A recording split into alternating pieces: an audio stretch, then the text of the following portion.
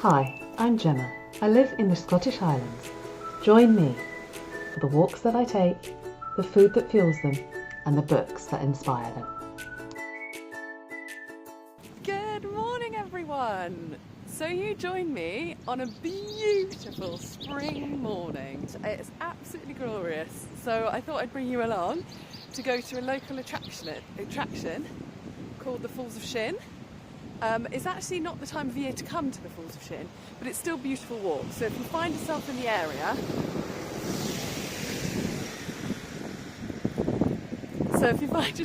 area, and it's not the season for the salmon jumping, which is what they're famous for, then it's still beautiful, and I'll take you around and show you. Maybe later in the year I'll do another video of the salmon leaping. It's such an amazing sight to see.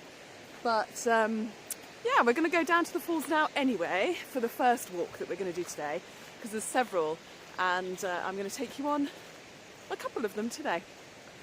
So this is the walk down.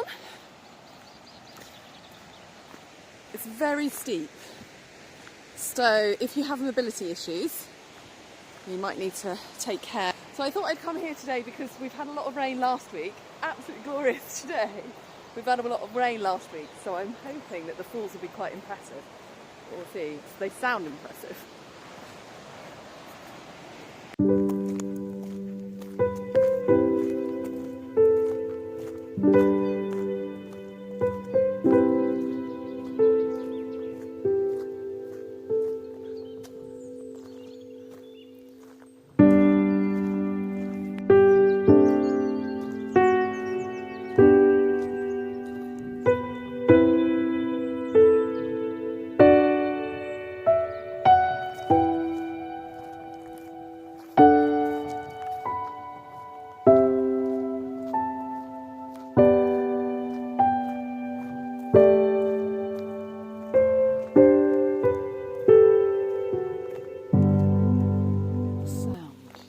Gentle sound of water running on this walk is just beautiful. It makes you feel like Lord of the Rings. And I know so many people have said that about Scotland and the Highlands. I think it's all the moss everywhere. So stunning, so stunning. I'm also reading Lord of the Rings, so I'll talk about that in the next video, but it's just magical. Listen to that sound.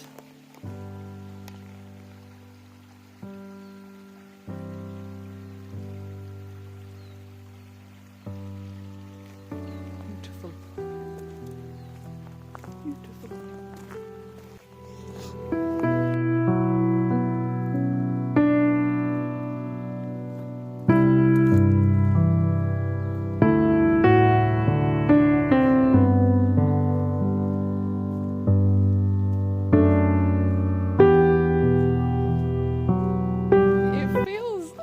Sudden, like I'm walking in like Father Christmas, like Lapland, in Father Christmas's world, surrounded by Christmas trees. Obviously these are huge, but that's what they look like to me. Love it. 1 minute Lord of the Rings, next minute Father Christmas. Nature wins again.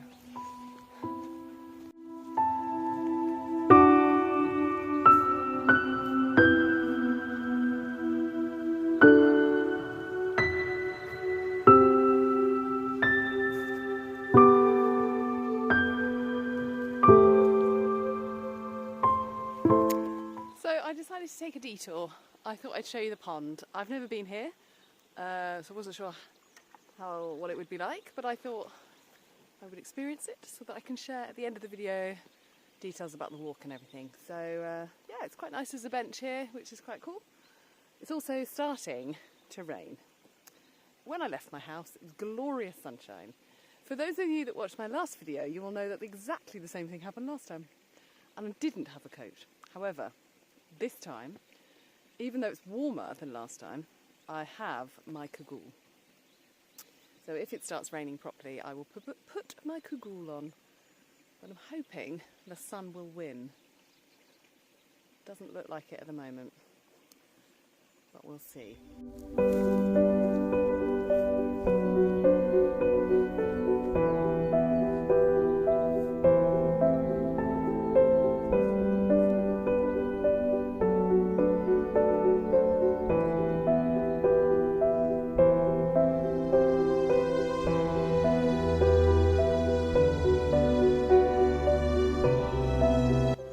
Okay, so that was the woodland trail, and now we're going to go on the riverside trail.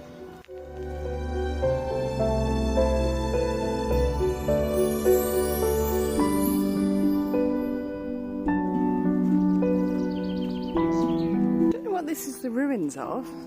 There's a wall here for some reason. Don't know what that's about, but it's quite long. It goes all the way up.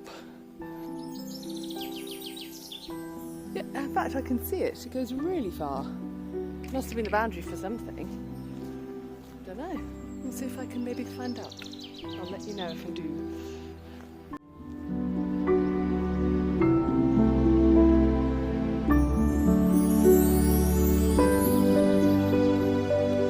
This would be an amazing place to sit and eat lunch with your family. You each have your own rock to sit on, and a place to eat on the table in the middle. Perfect.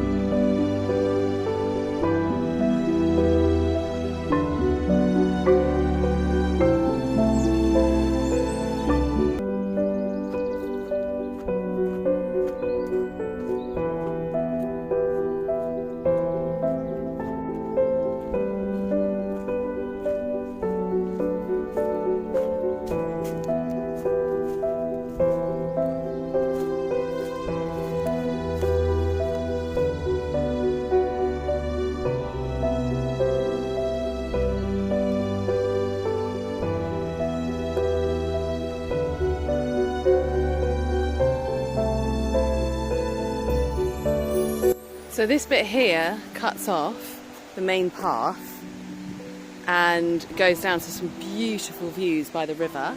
It is a little steep here. Well, it's a little bit tricky to navigate, and it also looks a bit muddy, but when it hasn't been raining, so from May onwards probably, it'll be fine.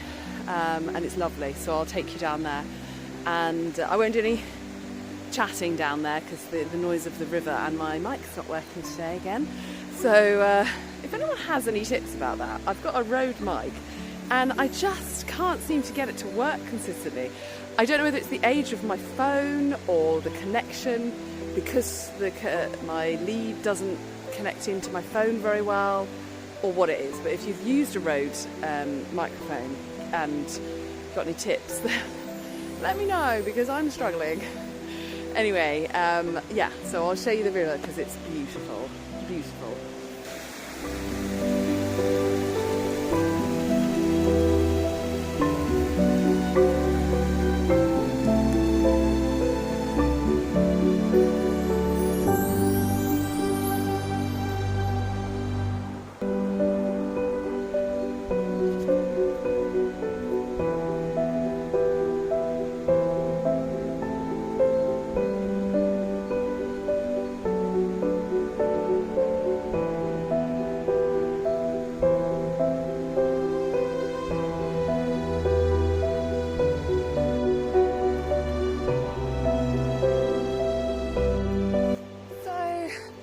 The sun won, yay! Which is brilliant. The rain has held off. So managed to get a nice dry walk today. Although I think I can hear it coming now. Spoke too soon.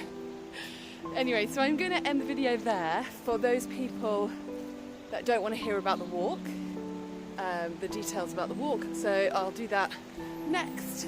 Yep, the rain is coming. I was going to do it outside here, but if the rain hangs around I won't. So thank you for watching if you're not going to hang around for the details, and I will see you in the next one. So I've had to do an extra video on the end because for some reason my video didn't work when I did the review of the book that I'm reading. So I'm going to do that now. Unfortunately, I've already taken it back to the library, so this is a picture of my book that I read. It's called The House Without Windows by Barbara Newell Follett, and it's quite an interesting story behind the author. She was 9 when she first wrote the book, which is astounding. But then she had there was a fire at her house which burnt everything that she'd done. So then she rewrote it, and it took her a little while, so she actually then got published when she was 12, which is still astounding. So she got published at 12, and the book is about her wanting, I think it's about her wanting to live in nature. And the reason I'm saying that I think that's what she wanted rather than just a story, because she disappeared when she was an adult. She had this life, I think she was married, and then she just disappeared, and no one ever saw her again, and no one knows what happened. But lots of people believe that she lived out this story, which is about a little girl who decides that she's fed up of living in a normal house. She wants to live in nature. She wants to live in the fields and amongst trees and interact with animals and everything like that. And what becomes like a week, a day, becomes a month, becomes a year, and so on. And it's a very good book. It's particularly if you love nature. It's very, very descriptive about nature, which is not a bad thing because I love nature. But even for me, it was rather a lot. So just bear that in mind. It was a good story. There was just a lot of description about nature. But it was good. My daughter read it as well. She's 8 and she really enjoyed it. So, it's one that spans generations. So if you want to read the same book as your kid, which we've been doing recently, then it's a nice one to do that with. So, yes, thank you for watching, and I will see you in the next one. Hopefully with my phone working or my mic working. We'll see. So the rain stuck around and I decided to do it in my car. So the Falls of Shin, it's a lovely walk. It's not far from Legg, so it's about 5-10 minutes drive from Legg, and it's about an hour and 10 or so north of Inverness, so it's really close to, places that you might be staying. And it's got some great walks, and the paths are great. All of the paths are brilliant, so you won't have a problem with that for anybody to use. Parking is expensive. You do have to pay for parking. I think it gets quite popular when it's the salmon season. So it's about £2 an hour for the first hour, and £1 for all the hours after. If you're local, then it's free, but you do have to register for that. I don't know what local means. I don't know if it's an IV postcode or whether it's just the immediate vicinity, but it's worth clarifying. If you live in the Highlands, maybe, then it might be free. I don't know. So find out, because it's worth saving. There is an electric point as well for your car, so if you need electric here, that's great, you can charge that. There's a cafe on site which is lovely, and it's a restaurant. It does really nice meals, and it's got a little gift shop in there as well, which is really cool. I was going to show you that, but it's closed today, so I can't show you that. And yeah, you might have to book there depending on the time that you're here, because it can get busy. They also have overnight parking, so you can stay here overnight with your RV or motorhome or camper or whatever, and there's a nice space for that. There's no facilities like toilets or anything, outside toilets, but there is places to dispose of rubbish and other things that you might want to dispose of. And there's a water point too, so that's quite cool. I don't know how much that is. I don't know whether you just pay £1 an hour for each of the times that you're here. I don't know, so that's worth inquiring about. There is also a huge plus for all the families out there, a playground, and it's a very good playground. It's great for lots of ages. My kids are 8 and 10 and they both love it, and I've seen little kids, I've seen big kids, and yeah, it's brilliant. There's a nice little space, there's a few picnic benches as well, so yeah, it's good for families too. So the walks we did today, did the woodland path, which is 1.25 miles, so it's not very long. The other one, the riverside walk, is about half a mile, so again not very long. That's why I did both. They're both really good paths, a little bit gravelly, and as I said, there's some steep inclines on it, but not too many. And if you're relatively fit or haven't just been ill or still ill, then you'll be fine. And you'll be fine, no problem, and or just take lots of breaks. Wheelchairs are fine and buggies are fine on the woodland trail, but on the riverside trail it's quite narrow, so if you've got a narrow wheelchair I think you'd be fine, but if you've got a wide one, then I think, or a normal one, I think it would be too narrow, but buggies should be fine. Also, kids could absolutely do both trails, so that's not a problem. Young kids, if you wanted to do one of them, you could do the riverside one, or if you're worried about the river, then the pond shortcut on the woodland trail is a nice little place to go, because it's not as steep and it's not as long, so you can do that bit instead. So yeah, I think that's all I'm going to say. If you have any more questions about the Falls of Shin, or I've forgotten to say something really important, then let me know.